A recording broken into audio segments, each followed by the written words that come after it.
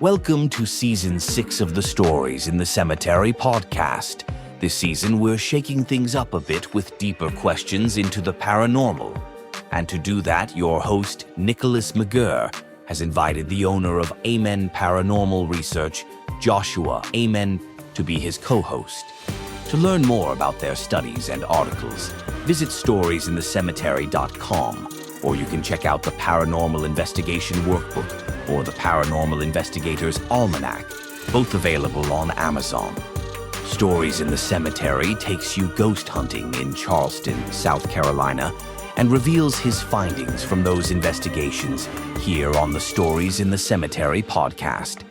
Let's get into today's episode with Nick and Josh.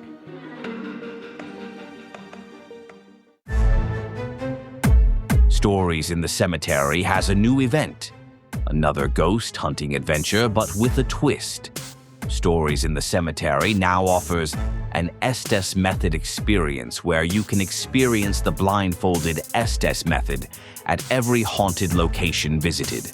Up to 6 ghost hunters at a time, where you will have the opportunity to try all facets of an Estes method experience, including the blindfold test, using virtual reality as a medium, and other necessary paranormal tools to validate the findings.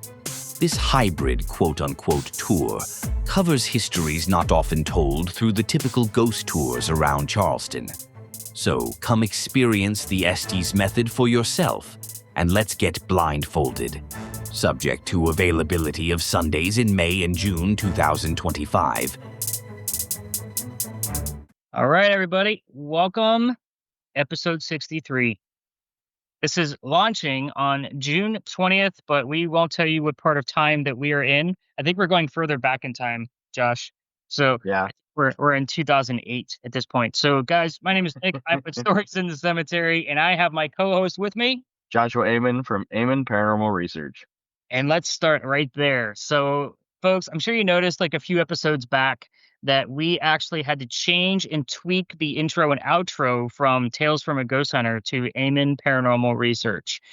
So make sure you are checking out Josh's new website. Hopefully it is up by the time this comes out, Josh. You got to get to work on that, man. And then, of course, we've got all of his merch at the TeePublic shop for Stories in a Cemetery.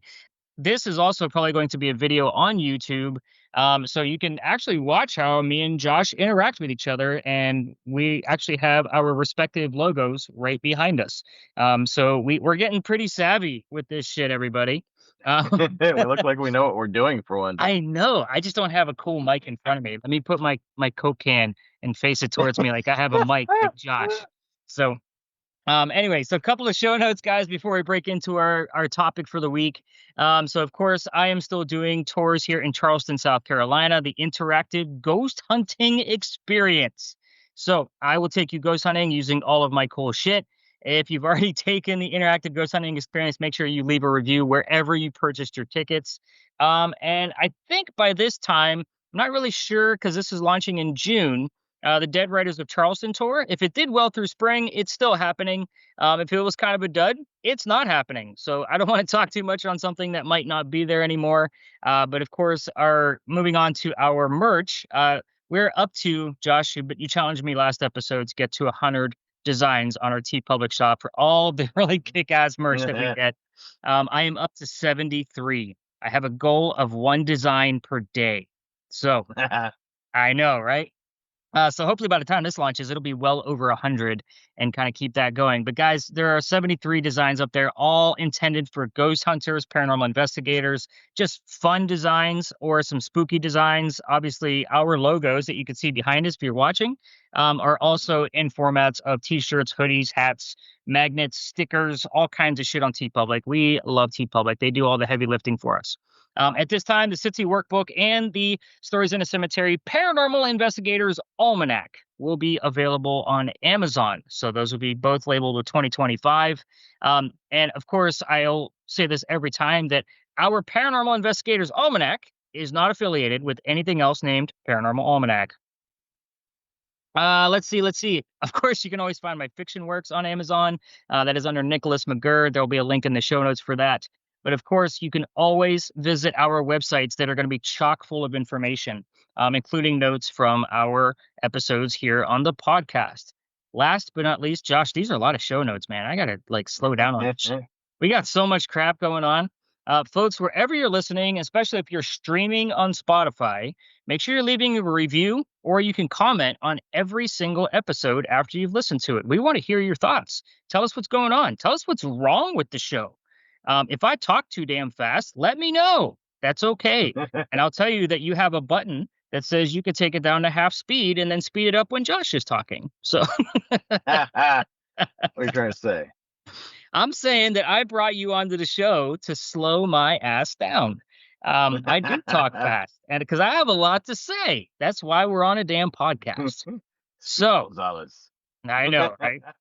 That's the most people say like Ohio because that's where I'm originally from is the Midwest. I don't think it's the Midwest. Like I was on the eastern side of Ohio, so I'm about as close to the East Coast, where I grew up, and now I live on the damn beach. So I mean, Is that mid eastern, mid east west? I don't know. I would Are you just related to Kanye now? no. That might get edited. Edit. I know, right? So Josh, what are we talking about this week? This is I'm just going to preface this before you announce this because most people think that the fathers of ghost hunting equipment, mostly people would think of Nikola Tesla, right? Mhm. Am I? Yeah, I mean, let's face it. I mean, Tesla did a lot of shit for us out here in the field, but there is somebody else that I think gets overlooked in today's world. If you research them, it's a lot of historical type of documents and not a whole lot of like what we're doing with this man's technology and findings from his time in today's world. So Josh, who the hell are we talking about? Who is this guy? So we're talking about like the father of electromagnetism, basically, Michael Faraday. People don't talk about him like you said that about him and the paranormal. And it's funny because growing up, like I totally remember hearing this story somewhere. I don't know if it was on a show or a video I watched or something, but like I swear I remember a story about Michael Faraday and him building his Faraday cage to talk to his wife that had passed, and building it so that he could use equipment and use something to try to talk to her without it being interacted with other things and like him basically going crazy trying to find a way to talk to his wife. And the entire story is completely false. Like none of it ever happened. He died before his wife died. Wow. And like he only has like one moment where like the paranormal kind of collides with his life, and it says he's a debunker. So like it's fascinating to see what it is he did throughout life because he's an amazingly intelligent person, and So he's what responsible is for so much. what are some of the things because some of the research that I did for Faraday, like I was like surprised at some of the I don't want to say inventions, they're more discoveries Hmm. that he went through. So do you have like notes of like some of the things that this guy brought into like today's world? Like what does that look like? I do. So this man, so he unintentionally created the basis for like all paranormal devices, because of the fact that he's like everything he did was electromagnetism, but he also had discoveries that were outside of it. And yeah, so Faraday lived 1791 to 1867. He lived in Surrey, England, and his family was like poverty stricken. He grew up poor. At age 13, he went and worked for a bookbinder. So again, this guy didn't even finish school. And by the time he was 21, he was invited to go see Davy speak. And Davy was another big scientist at the time. And he wrote a letter to Davy and asked for a job. And he gave him a job. And I mean, this man created everything from the rubber balloon to basic technology that we use for electrical transformers on telephone poles and engines. So let's see, 1818. He contributed to the induction of general anesthesia and published an announcement. 1821, published his first big paper on electromagnetism. Einstein even had this guy on his wall. Like, this is who Einstein looked up to. He Wow. discovered benzene in 1825 while basically working with like a crude oil.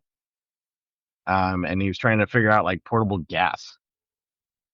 So what is 1831. benzene? What is benzene? So benzene's a natural hydrocarbon. It's part of crude oil, and then he isolated the substance by accident. So benzene goes on to be, trying to think, it's a gas we use for, I believe, refrigeration. I'm remembering. I don't actually remember all of it.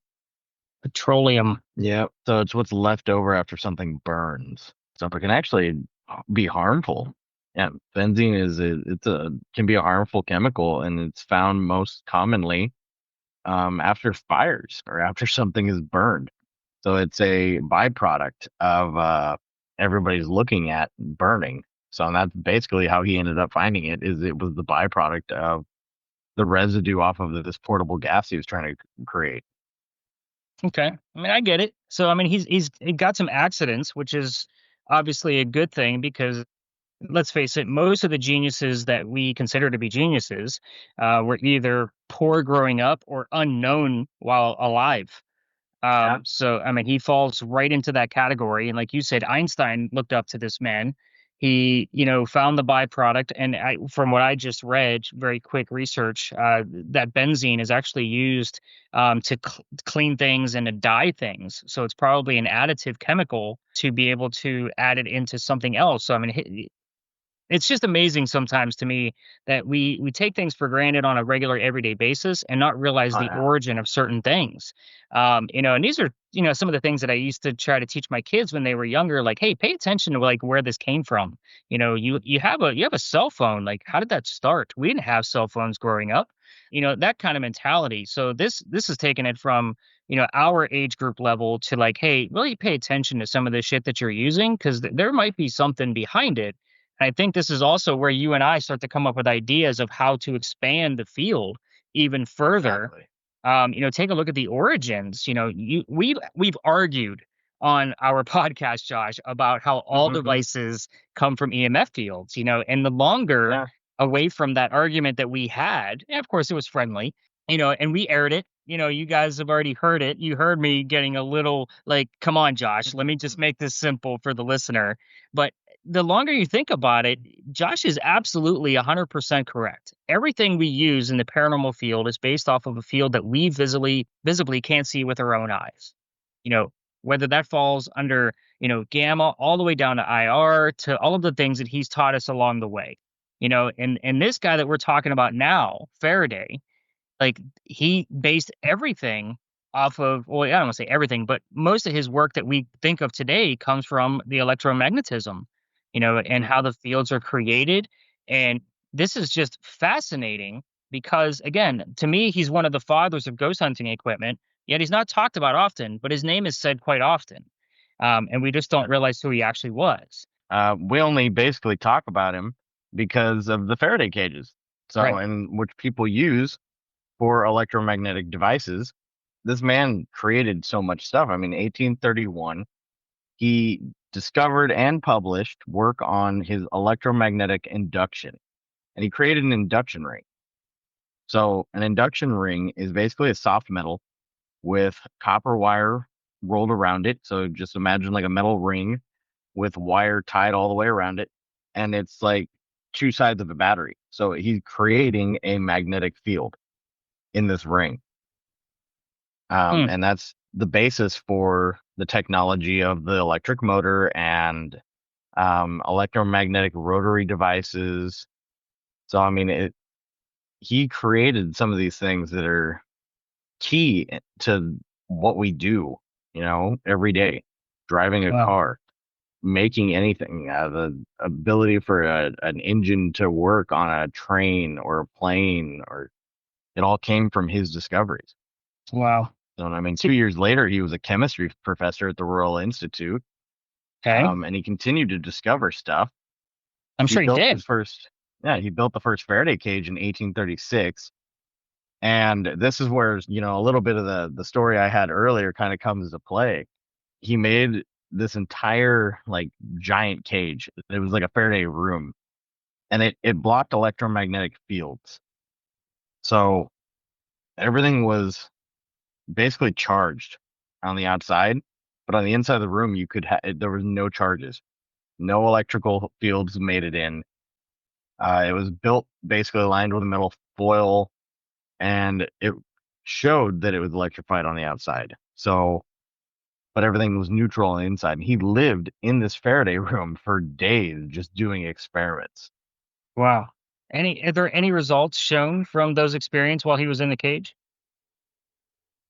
He basically just strengthened his theories on induction while inside the cage. And basically, why he built it was so that he could continue to play around with his theories on electromagnetic induction and continue to test it. So, I mean, he went in with like very simple items, a metal ball, his induction ring, and just kind of like worked with electromagnetic like radiation. Interesting. So I actually came across an article when I was researching this where people were starting to make Faraday clothing. Hmm. I did see some stuff on this because if you dive far enough into it, we've talked about EMF being harmful to people Right. and how that works. And you dive far enough into it, there is an entire basis of people who make devices that are supposed to shut EMF completely on your outlets and like keep it completely out of your home because they think it's poisoning us and they think that it can be more harmful than what we actually already think. So they're making clothing that blocks it out. They're making different types of outlets and things you can plug into or push on or put on the wall so that you can not only measure how much is coming out of it, but you can then turn or put a device there to block it. So, I mean, I guess the whole point of, the Faraday cage itself is that it repels any kind of EMF, from coming in, and the primary use that I obviously know the Faraday name from is like you said, I call it a Faraday box, but I have a Faraday wallet as well, and it's mainly used for a spirit box. Right. So and the point of that for listeners that haven't used one of these before is you put your spirit box inside of whatever it is, the wallet, the cage, the box, whatever you want to call it. You put it inside and it stops the EM radio waves from entering into your spirit box. And you listen to it that way with either a headphone or the recording from the S box to see if you have full disembodied voices. So it's just taking, the analysis of was that the radio chatter or was that a disembodied voice type of study out of it. Because if you hear a voice coming through there, then you obviously have a disembodied voice using it. But I guess an argument, if it's inside the Faraday cage, and you and I believe that ghosts can be manipulative of EM of some sort because it's also part of them. How would they be able to use the spirit box that's inside of the EM cage or the Faraday cage? So how are they going to communicate through it? In retrospect, Right. I have yet to capture a voice through a Faraday cage, from a spirit box. Um, Yeah. and that's my argument, and it's only because I haven't caught it myself yet. But I also don't have many hours of using the Faraday cage in my investigations because I do things with the public and we use the radio chatter. It is an interesting concept, but at the same time, if ghosts are made out of some type of electromagnetic field, how are they going to get in to be able to use it? And that's just an open question because we don't have that answer because we don't truly know what ghosts are made of as of yet. And that's just my question on the whole theory. Yeah. So And I mean, I question it in my, like, you probably saw it in my notes. Like, I even put the question, well, if ghosts are by our theory, made of electromagnetic radiation, then are we just keeping them away from things by putting it in a Faraday wallet? Right. Yeah. And that's kind of like where I got the inspiration for my question was I haven't caught anything. It got me thinking. I've never caught anything when I've used the Faraday wallet before. I think it's a great concept, because somebody tried to take this a step further. Um, Hmm. but again, are you correct? Are we just keeping the spirit away by locking the device up and not getting anything at all? They can't get past it. So it's an interesting thought. Was there more history that we needed to cover on Mr. There's, Faraday? I mean, there's a lot of history in Faraday. One of the last things he did was 1865, and he actually helped Maxwell, the man who created the radio. Okay. So he basically kind of worked along with him to help him figure out how to make his radio. And he's known at this point in time for electromagnetic induction, diamagnetism, and electrolysis. So like these are the three things that he's known for, and it's basically the study of magnets, the study of magnetic repulsion, Okay. and what or like the electromagnetic field does chemically.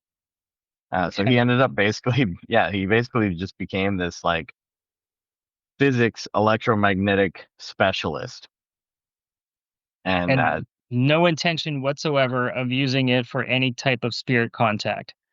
no, and Right? honestly, he probably would have been pissed to find out I'm sure he would be. because like I said earlier, so 1853, Michael Faraday gathers a group of his friends to commune with spirits using table tipping. And this is completely, you know, out of left field for him. This is not something he does. The entire reason he did this was to disprove it. So he designed a board, put a needle on it, and basically everybody that sat at that table had to put their hands on the board. And basically, if you pushed on one side of the board or the other, the needle would turn the way you're pushing. So if you push Okay. down on the right side, the needle would go right. Okay. And this kept everybody basically capable of focusing on what they were doing. So they kept the needle straight because they were equally pressing on the table. And when he did that, nothing happened. No table movement. Wow. But when you take the boards away, oh, the table was tipping. It was moving. It was so without even knowing it, he did the first like proving of quasi involuntary muscular action, which is basically just micro movements that we make subconsciously to create this feeling of something's happening, table tipping, pendulums, dowsing rods. And he applied the same methodology to these items as well. Wow. Just So, but just blows my mind that, we had a debunker back then. And it was more, trying to prove that his science, is science and it's not, human manipulation or the very long phrase that whatever you said. But again, it just blows my you're probably right. He probably would be pissed. He's probably turning in his grave right now with, I pull out my bag of, gizmos and gadgets and it's all based off of his relative fields of study. Everything in the bag, that I hand out on a nightly basis is based off of him and what he did for magnetism and electromagnetic fields and all of the things. Like that's crazy to me that he wanted nothing to do with this, if anything, to disprove it. And here we are trying to manipulate it and trying to read the signals and learning about magnetism and the fields and how everything works, so that way we can see if it's true human manipulation or do we have some kind of phenomena going on that we truly can't explain, either a because we don't have his type of knowledge, um, or two because it's actually supernatural in some way shape or form. I find it fascinating.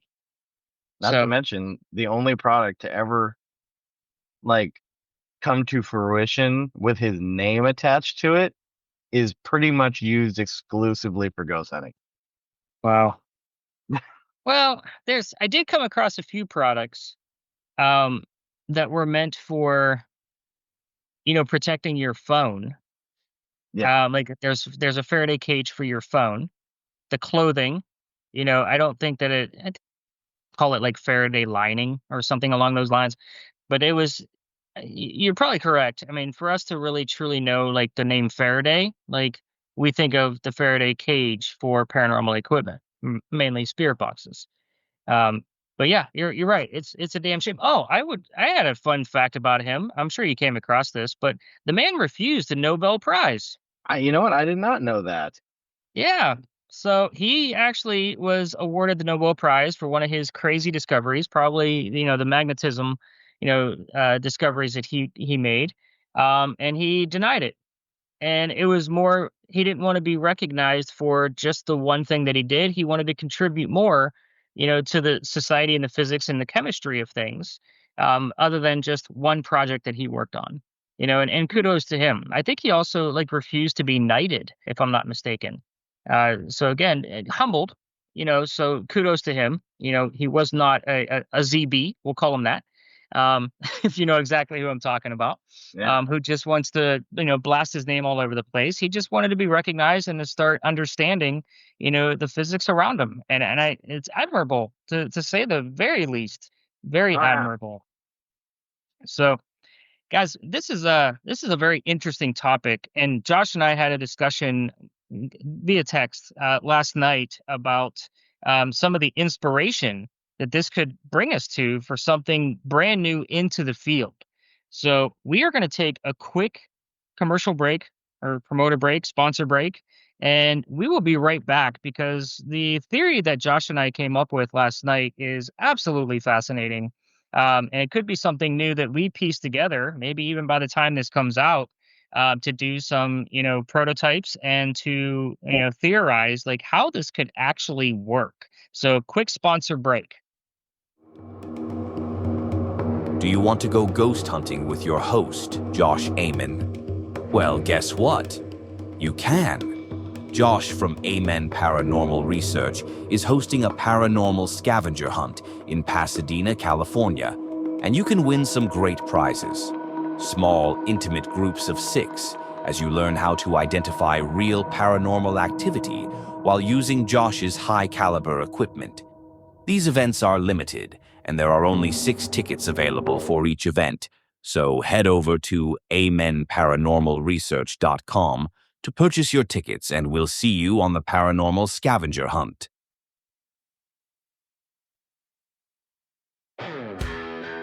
Hey bearded ghost hunters, are you taking care of your beard with all natural products? The Magnanimous Beard Superstore has everything you need from beard oils, shampoos, beard butter, beard balm, and so much more. You can have any of their products scented with one of their amazing 45 cents. Head over to www.yourbeardsuperstore.com and use code GHOST at checkout to receive $5 off your order. Both Nick and Josh use these products daily, and our beards look and feel great and smell great too. Head over to yourbeardsuperstore.com and use code GHOST for your discount on these magnanimous products. You won't be disappointed. If you have a white or silver beard, they even have specialized products that will help keep the coloring of your beard. Use code GHOST at yourbeardsuperstore.com. This ad is Zeus approved.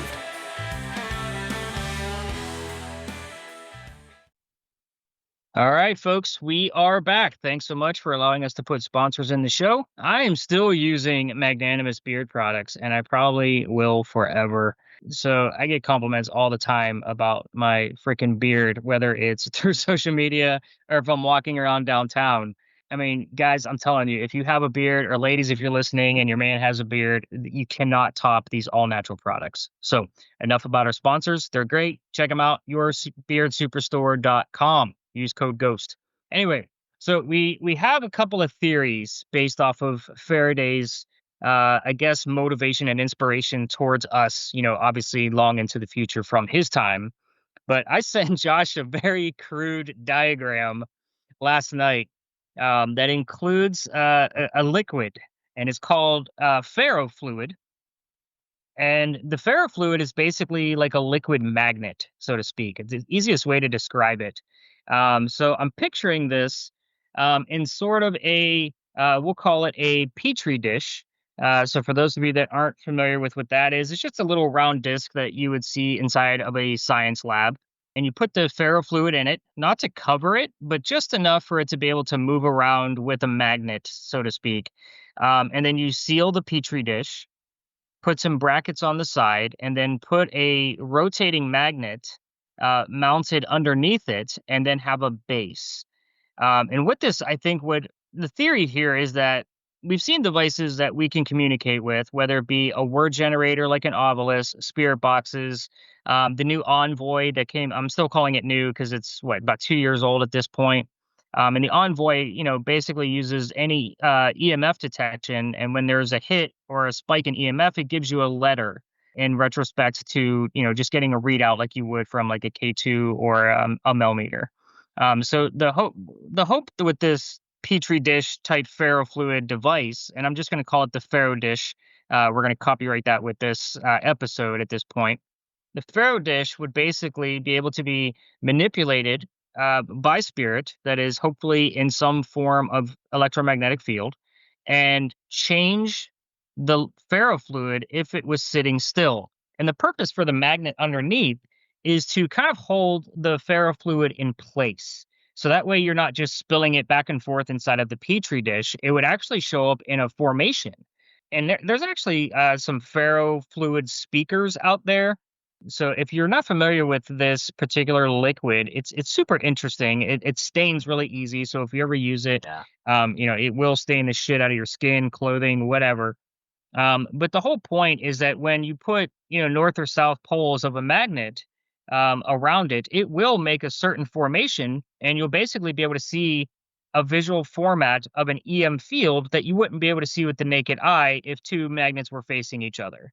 And that's kind of the point of the ferrofluid, at least in my mind. I know that they're using this for a lot of like teaching and things like that to teach kids about magnetism in schools. I think it's super great that they're using a visual effect like this. But imagine that your spirit that you're trying to make contact with can actually start to spell things out by manipulating the ferrofluid. And you'll know that it's them manipulating it because if you get a letter out of it, and they're trying to spell something slowly, like say if you're using a spirit board, I think that would be fascinating if they could spell out their name, if they wanted to draw a smiley face on there, which I still think the emojis on the Envoy are just fucking stupid. I'm just going to put it out there. I will never, ever ask a 1700s ghost to tell me how they're feeling by using a damn emoji. That is never going to happen. I am sorry. I know there's a lot of fans out there. There's a lot of YouTube videos out there about using the emojis to make contact, and I think it's ridiculous. Like, what's that 1600 ghost? Winky face. I know, right? I just think it's so dumb. I just don't see the again. I know that the company that made it, like they put a lot of thought into it. They've upgraded it. It's a great device for the letters and numbers, but that's stupid emoji page. You can lose that. They're like Josh said, 1600s ghosts don't know what the hell an emoji is. So moving on. But what if this? Yeah, right. With a winky eye. But let's say your ferrofluid in this round petri dish is supposed to be still, and you have it set up on a table, camera on top of it, and it gets manipulated in some way, maybe even symbols, depending on the type of location that you're at. Like, I think this would be a fascinating experiment. Of course, you can't hold it because I don't think, like, even with the magnet underneath it, you're going to sway and move, and I think it's going to affect the ferrofluid. But I think I'm going to make some contacts to, some 3D printer people. I think, Josh, you have a person or two that you work with that I am going to, make the base of this and get this ferrofluid. And I'm going to test it out on the interactive ghost hunting experience. So hopefully, if you're listening to this now, you may have gotten a chance to see this where I was toying around with it and kind of testing the field with it, especially with certain locations where I know we get a lot of high EMF. And I was hoping with the EMF microphone that I would kind of get that new type of wavelength to go along with it. But Oh, I'm still not using it as much because it is a boring job, as you and I discussed earlier.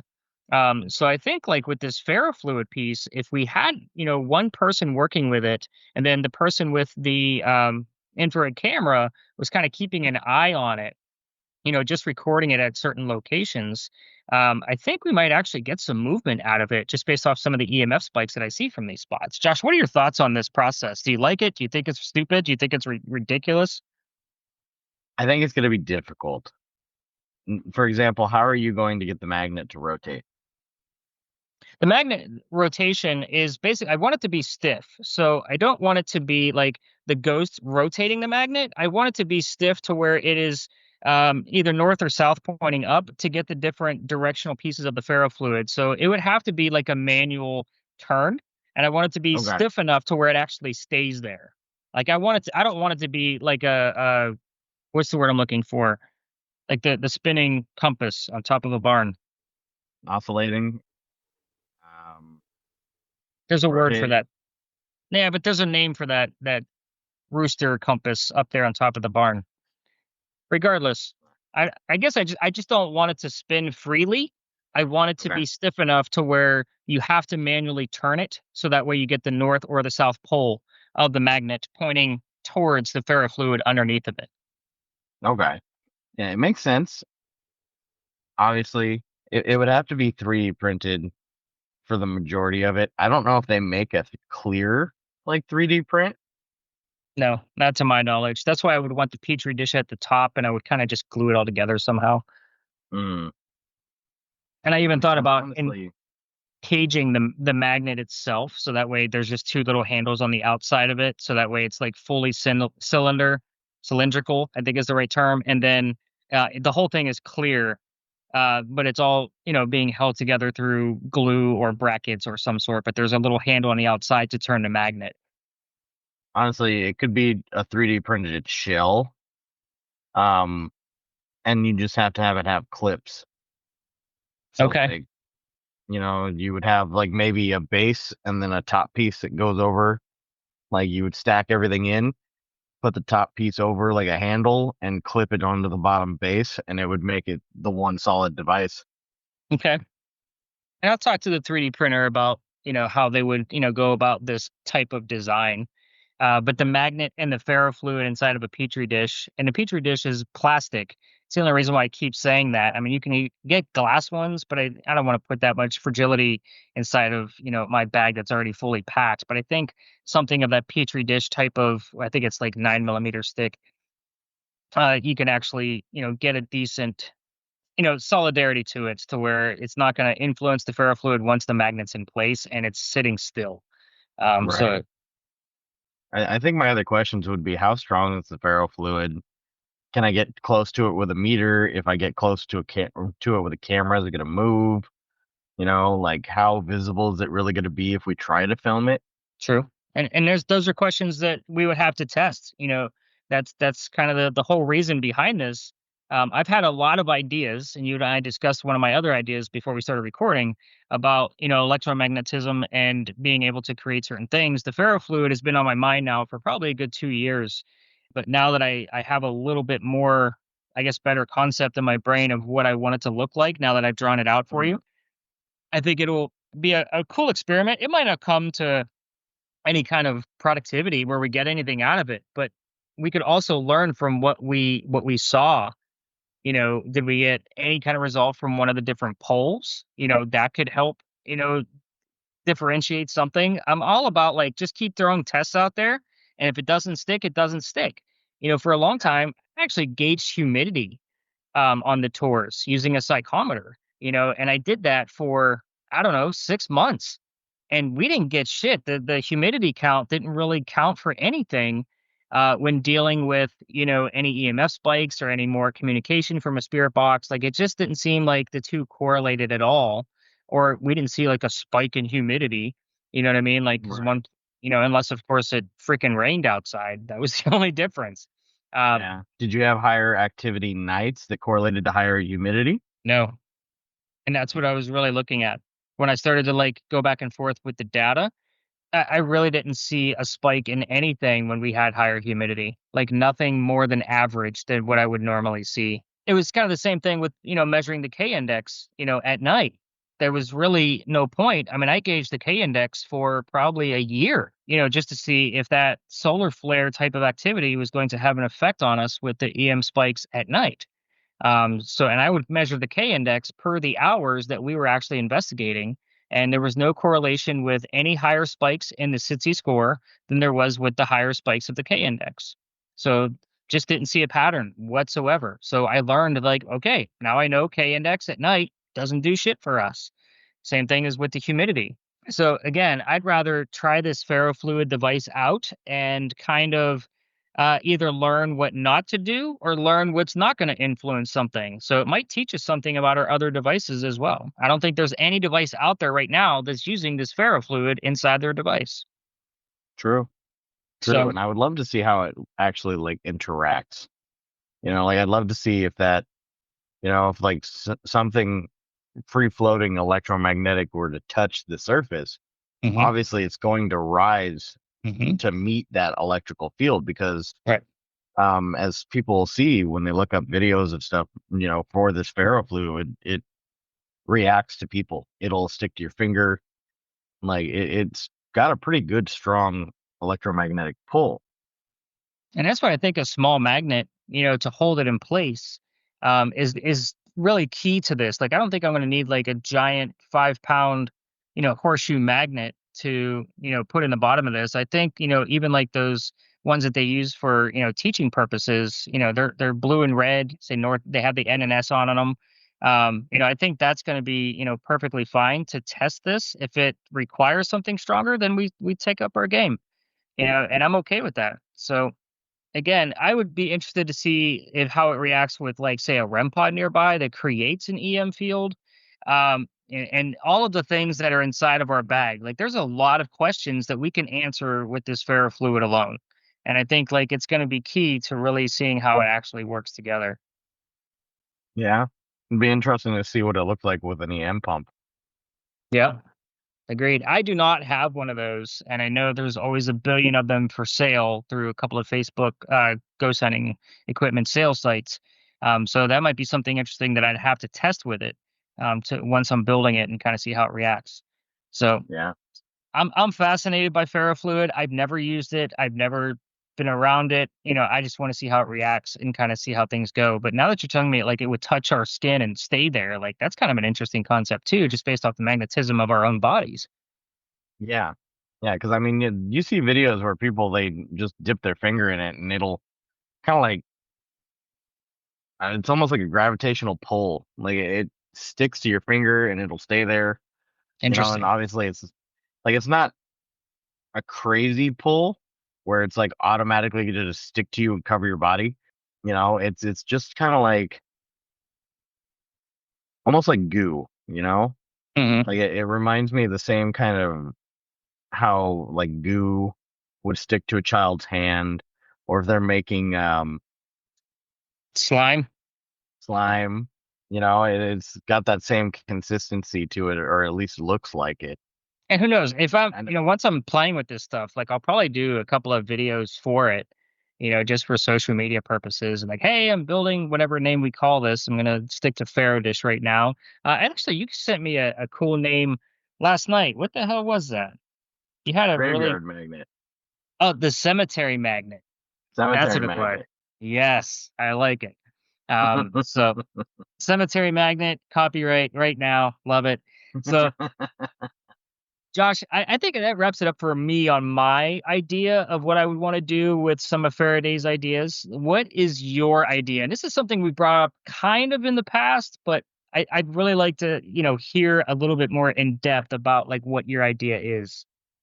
Yeah, so my idea is a lot further off, because it would involve building a ghost trap, and a Faraday cage would be a great cage basically for a spirit.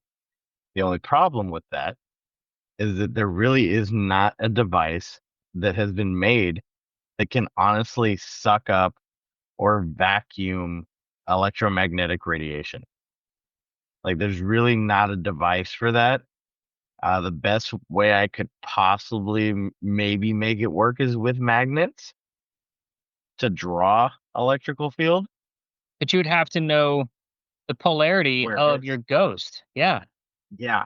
So it would be, I'd have to be able to basically like control the polarity of the magnet from whatever device I'm using. So it would have to be handheld. And once sealed, I would have to somehow know it's inside the Faraday cage. And then it would have to have something where it closes and has Faraday cage on the outside of it that was seamless. Because in theory, if we trap an electromagnetic bubble inside a Faraday cage, it shouldn't be able to go anywhere. Right. So, but this is also the same. This is a much more complex scientific version of like the devil's toy chest, like the mirrored box that people make. Right. Right. I've heard of That's those. just based off, yeah, and that's just based off of like, mirrors trap spirits and it makes a vortex and they bounce back and forth and they get stuck. But this would literally be the scientific version of the Ghostbusters trap. Like, Yeah. That's what I'm I picturing. would have to, yeah, and I'd have to find a way though. It would be more like the phaser in a way. It would look more like the gun with maybe the backpack being a fully concealed Faraday cage. But I would have I'm to also like wondering if, because I mean, we've talked about different types of cameras between full spectrum infrared, the EMCCD, all of those type of cameras. Could we possibly have goggles that would be able to see the magnetism once it is enhanced in some way? So that way, where things are being pointed at, the fact that you're pulling on it with magnets and trapping it inside of we'll call it the ghost trap at this point. I know that that's probably a coined term through Ghostbusters. We can call it the Amen box. there you I go. like that. Uh, that works. So you know what I mean? Like, there's got to be a way for us to be able to visually see with some of the higher technologies that we have today to know where you're pointing it. What are you chuckling about? What have you You found? you're gonna laugh at this. So magnetism, okay, Okay. ways to visualize it. So you can use iron fillings, which would basically just be tiny pieces of iron, which would be Right. horrible because we'd be shrapneling ourselves in the Right. process. A compass obviously shows magnetism. Uh, so there's one of the things that came up is ferrofluid Nice. because it shows magnetism. There's something called a magnetoscope. Ooh. It's a clear container, mineral oil, and iron fillings. And when you place the magnet in the container, the iron fillings will align with the magnet. So there's really no way to, I guess, make something that would make it visible. I was just hoping to be able to see the field in the same way that we see like thermal imaging. It Or might be able to be thermaled, you think? depending on if it's going to have to create some kind of wavelength. Yeah. And with energy, right, because it's push and pull. So if we're pulling energy, it's got to create some kind of heat, which means that it should show up on a thermal. Hmm. So thermal goggles could technically be a solution to this, but it would have to be a strong enough magnetic pull Right. for us to be able to track it. So your So, I phaser mean, that's gun. something to, yeah, yeah, pretty much. And I mean, that's the bit of it is like literally like the only thing that would not be Faraday covered would be the tip of this gun, because everything else would have to be covered in Faraday so that they Hmm. can't pass through it. Right. Right. But guys, this is like we're building the Iron Man suit right before your very ears. Like, that's what I'm picturing. Like, we have all of this like crazy theories, and obviously, like, I would have never thought that thermal would have been able to see this. And it's a possibility. It might not be. We don't know. We're theorizing based off of actual science. Obviously we're taking notes and visualizing this as we're talking back and forth. This is obviously being recorded for us to be able to refer back to as per the conversation. Because guys, we don't script any of this shit. It is live. If there is something where I'm like, I don't know what the hell that is, I'm gonna ask Josh. He'll look it up or he'll explain it in his own words, and vice versa. So this is really between the ferrofluid device, the cemetery magnet, we're still going to dub it that, and then the Amen box. Like guys, like this is revolutionary shit.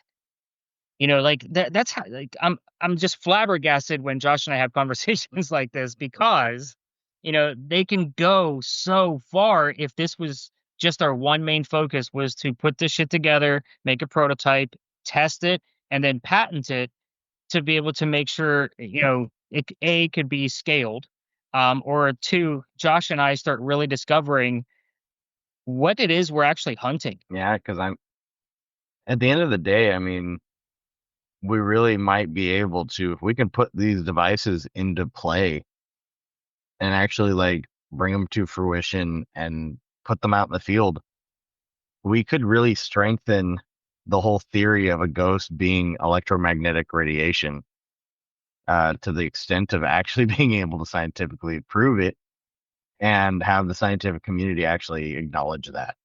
Correct. There are enough, psychical and paranormal research, societies out there that would probably, I don't know that they're thinking on this level. I'm sure they are. If they haven't come to any kind of, I guess what's the word, just the result, whether it be positive or negative, they're not releasing it to the public. So it's up to us, out here in the field, taking this seriously, taking on the hecklers the way that we do, and just saying, put your nose to the grindstone and really try to test this stuff out. Now, I came up with a device that could be an addition to learning more about the other devices in our gear bag. But Josh has come up with an idea for us to actually study what the hell a ghost is made out of, and hopefully one day, for my why, to have a conversation with what you caught inside the Amen box. Yeah, because I mean, the next step after that would be, take it back, put it in a Faraday cage room Mm-hmm. and reverse the actual Faraday experiment.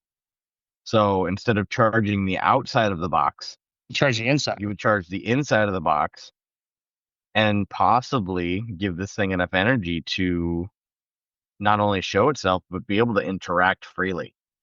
Yeah. Just the way we are right now. Like that's the dream. Wow.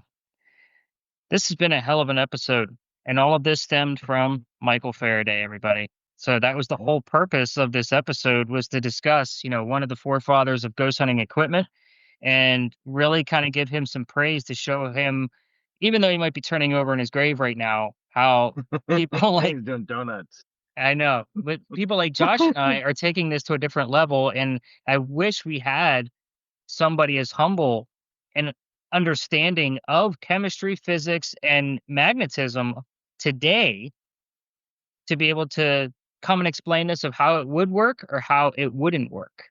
And that, I think, again, would need somebody just as humble as Michael Faraday himself to not come in here, with a big old chip on his shoulder, trying to sell me something, and just give us the explanation and shake my hand and say, good job, try again.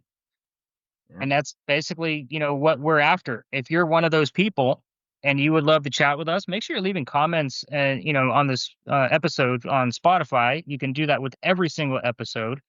So Josh, I am going to go into the closing for this because, I mean, if we go any further, my mind's going to explode. And and what's funny is the way you're sitting with your background, you have the green smoke coming out of your head, like Yeah. your brain just exploded. But anyway, guys, make sure you are liking and subscribing and streaming on Spotify. If not, these will be on YouTube as well by this point. And the hope here is that all of the episodes are going to be on YouTube with a live video like this.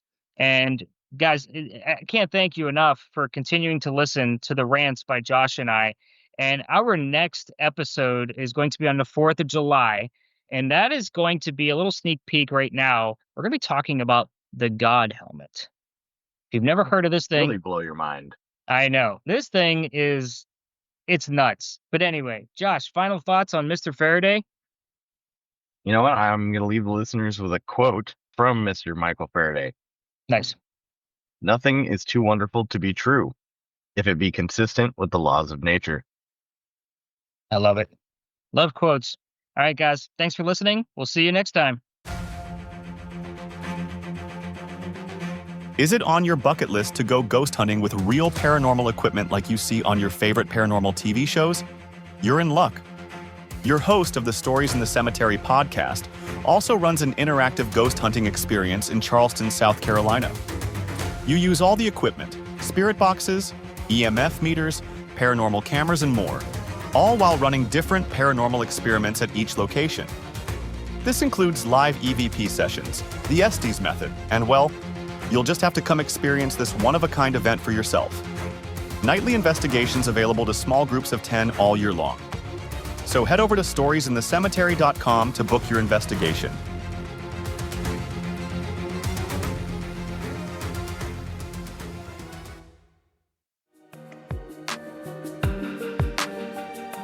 Thanks for listening to this episode of the Stories in the Cemetery podcast.